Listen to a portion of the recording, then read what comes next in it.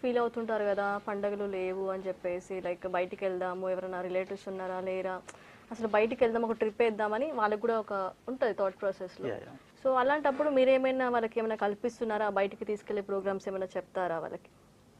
Definitely madam. ఎందుకంటే కొన్నిసార్లు మనం ఇంటి దగ్గర ఉన్నప్పుడు నిరుపేద కుటుంబంలో ఉన్న ఫ్యామిలీస్ పిల్లలు ఎలా ఆలోచిస్తారంటే, కొత్త బట్టలు అడుగుదామంటే, అయ్యో మా పేరెంట్స్ మనకు ఫుడ్ పెట్టడానికే కష్టపడుతున్నారు, కొత్త బట్టలు అడిగితే ఎట్లా ఫెస్టివల్కి అన్నట్టుగా బాధపడి అడగలేకపోతారు.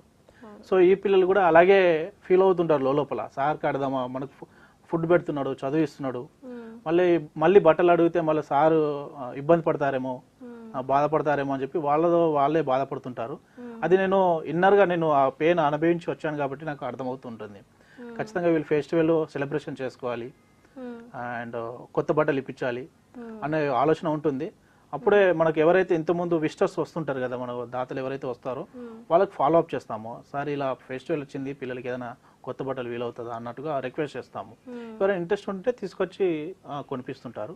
లేదు అంటే ఇక నేను నా దగ్గర ఉన్న బడ్జెట్లో అందరికి వస్తుందా లేదా ఆలోచించుకొని ఎక్కడైతే తక్కువ దొరుకుతుందో అక్కడికి వెళ్ళేసి కొత్త బట్టలు ఏదైతే ఉంటుందో అది తీసుకొచ్చి ఫెస్టివల్ టైప్లో వీళ్ళకి ఇస్తుంటాను. అండ్ ఎవరైనా దాతలు బట్టలు కొనిస్తున్నప్పుడు పిల్లలకి మంచి బట్టలు కొనిచ్చి అది దాచిపెట్టుకుని ఫెస్టివల్ టైప్లో యూజ్ చేస్తాము. అలా చేస్తాము. అండ్ ఏ సెలబ్రేషన్స్ వచ్చినా వాళ్ళ బర్త్డేస్ కానీ లేదంటే దసరా, దీపావళి, మనం ఏదైతే ఫెస్టివల్ జరుపుకుంటామో ప్రతి ఒక్కటి వీళ్ళు సెలబ్రేషన్ చేసుకునేలా ప్రయత్నం చేస్తుంటాను నా సాయశక్తులా. ఇంకోటి ఏంటంటే వీళ్ళకి అందరు బర్త్డేస్ వచ్చి మా దగ్గర చేసుకుంటారు. ఇప్పుడు చాలా మంది ఇది ఒక ట్రెండ్ అయిపోయింది, పిల్లలు అనవసరంలో పెళ్లి రోజు చేసుకోవాలి లేదంటే పుట్టినరోజు చేసుకోవాలి అన్నట్టుగా. సో చాలా మంది వస్తుంటారు, వీళ్ళ బర్త్డేస్ కూడా చేసుకోవడానికి ఎవరు ఉండరు. సో అలాంటి టైప్లో ఏంటంటే నేను అట్లీస్ట్ ఒక కేక్ అన్న కొనిపించిన, వీళ్ళు కేక్ కట్ చేపించిన వీళ్ళతోటి కూడా చాలా హ్యాపీ ఫీల్ అవుతారు వాళ్ళ బర్త్డేస్కి.